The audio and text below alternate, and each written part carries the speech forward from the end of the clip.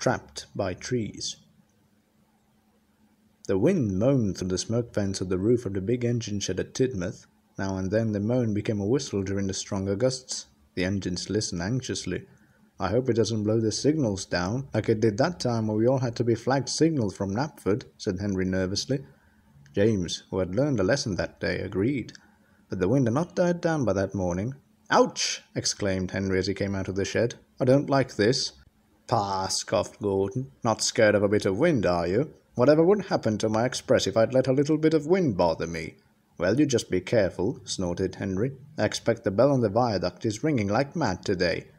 The Fat Controller had an instrument fitted to the viaduct.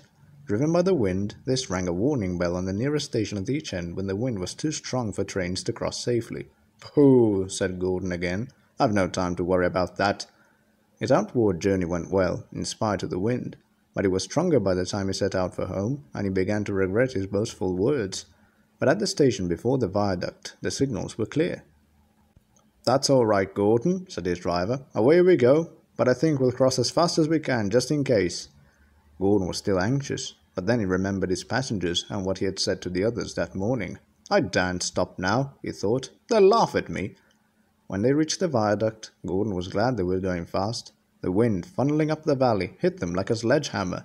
"Oof!" spluttered Gordon. It felt as if the whole viaduct was rocking, not just him and his train. "Hurry, hurry, hurry!" he panted bravely, and heaved a great sigh of relief when he reached the other side safely. The hill where he had stuck many years before was sheltered from the wind, but when they reached Edward Station they came to a signal at danger. "There's a tree down across your track," the station master explained, "but the other line is clear, so if you push your train back to the crossover we can get you past on the wrong line." "Oh, bother," said Gordon. "We shall be late now."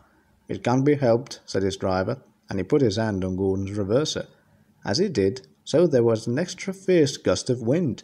A tree at the end of the platform, just clear of the last coach, creaked, groaned, and fell with a sickening crash right across the points Gordon wanted to use. Gordon was moving only slowly, so he had no difficulty in stopping. "That's torn it," said the fireman. "We're trapped." "Don't worry, Gordon. Nobody's going anywhere for a bit." The station master ran to the telephone, and Gordon and his passengers waited. They didn't have very long to wait, really, but to Gordon it seemed like ages before he heard a cheerful whistle from the station yard. "Hello, Gordon," called Trevor. "Trapped by trees, are you? Never mind, we'll soon have you out. What a bit of luck. I was sawing logs when the station master telephoned, so I had steam up and all my gear was ready." Trevor was as good as his word. While he was working, Henry came by and saw Gordon's predicament. He didn't say anything. He just smiled to himself. Gordon was soon free. He thanked Trevor for rescuing him and backed his coaches carefully over the cleared points. With a cheerful toot toot, Trevor chuffed off to deal with the second tree. It was very late when Gordon reached the big station, but his passengers understood and didn't complain. As he went back to the shed for a rest, the wind suddenly died away to a whisper. "Wind," muttered Gordon crossly. "Pah!